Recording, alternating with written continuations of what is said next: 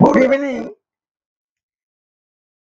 IBPS এর যে বিজ্ঞাপনটা বেরিয়েছিল গত মাসে, সেটার ডেট শেষ হয়ে গেছে। এক্সটেন্ডও করেছিল 28 তারিখ পর্যন্ত। এবার এই ব্যাপারে বলি,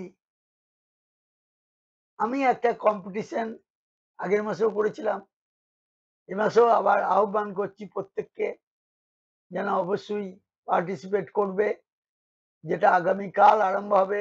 প্রিলিমিনারি পরীক্ষা, তারপর মেন পরীক্ষা হবে। কাল হচ্ছে ইংরেজির 11ই আগস্ট, তা আর 12ই আগস্ট সকালবেলায় 8টা সময় শুরু হবে। 1 ঘন্টার পরীক্ষা, 9টা পর্যন্ত হবে। এবং আমার এখানে যারা পড়ে তাদেরকেও আমি আসতে বলবো। কারো যদি ল্যাপটপ থাকে সে নিয়ে আসবে। আর যারা বাইরে থেকে অ্যাপ্লিকেশন অনেকে করবে, আজকে রাতের মধ্যেই কমপ্লিট করতে হবে। আমার ওয়েবসাইটে ঢুকে এনরোল করো, এনরোল করো প্রত্যেকে। আমি যোগাযোগ করে নেব। এনরোলমেন্ট এখান থেকে পাওয়া যাবে ফর্মটা। ওয়েব অ্যাড্রেস হচ্ছে www.circlesguide.com। এখানে খুলে এনরোলমেন্ট আছে, ওটা ফিল আপ করে সাবমিট করো খুব তাড়াতাড়ি।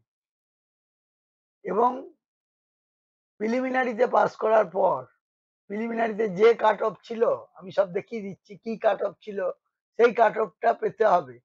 মিনিমাম সেটা পেতে হবে, না হলে হবে না। সেই কাট অফটা পেতে হবে। তারপর মেন পরীক্ষা হবে। তাহলে ফার্স্ট সেকেন্ড থার্ড 3টে প্রাইজ আছে। কি প্রাইজ? আগের মাসেও বলেছিলাম যে পরীক্ষার যে ফিজটা সেটা আমরা দিয়ে দেবো কামিং যে পরীক্ষাগুলো আসবে। কেবলমাত্র কিন্তু আইবিপিএস বা এসবিআই, এছাড়া আর কোনো কিছুতেই পাবে না। তার মধ্যে এসবিআই এর তো পিও হয়ে গেল, ক্লারিক্যালের পরীক্ষাও ডেট দিয়ে দিয়েছে। তাহলে এরকম যে ফিজটা আছে সেটা দিয়ে দেবো, বা আইবিপিএস এর ভবিষ্যতের পরীক্ষাগুলোতে দিয়ে দেবো, অসুবিধে কিছু নেই। এবার তোমাদেরকে আমি আরেকবার ভালো করে বলছি, এই 48 ছিল কাট অফ এসসিদের, এসটিদের ছিল 48 ছিল। এই দেখো 48, 41 ছিল এসটিদের, ওবিসিদের ছিল 48.50। এরকম আর কি দেওয়া আছে। এই কাট অফটা কিন্তু পেতে হবে, না হলে কিছুই হবে না। এবং প্রত্যেকটা সাবজেক্টের আলাদা আলাদা আছে কাট অফ। দেখো এর যেমন কাট অফ 7 জেনারেলের ক্ষেত্রে, আর রিজার্ভ ক্যাটাগরির ক্ষেত্রে এই তো 3.50। সেটা আছে কোয়ান্টে। রিজনিং এ তেমনি আছে 2.50 আর 6.75। কোশ্চেন 35, 35, 30। ইংলিশেও তাই। তার মধ্যে কিন্তু 10 পেতে হবে জেনারেলদের, আর যারা রিজার্ভ ক্যাটাগরি 6.75 পেতে হবে, এটা মনে রাখবে। এবং ওভারঅল হয়ে যাওয়ার পর মেনের আবার পরীক্ষা হবে, সেটা আবার পরে বলা হবে। এবং কত কি কোন ব্যাংকে ভ্যাকেন্সি আছে সেও দেখাচ্ছে। সিলেবাসটা আমি একবার বলে দিই, সিলেবাসটা কি একটু চেঞ্জ হয়েছে। মানে কোশ্চেন ঠিকই আছে, কোশ্চেনের ক্ষেত্রে কোনো অসুবিধা নেই, কিন্তু মনে রাখবে 30টা ইংলিশের কোশ্চেনে 30ই আছে, 30টাই আছে ইংলিশে।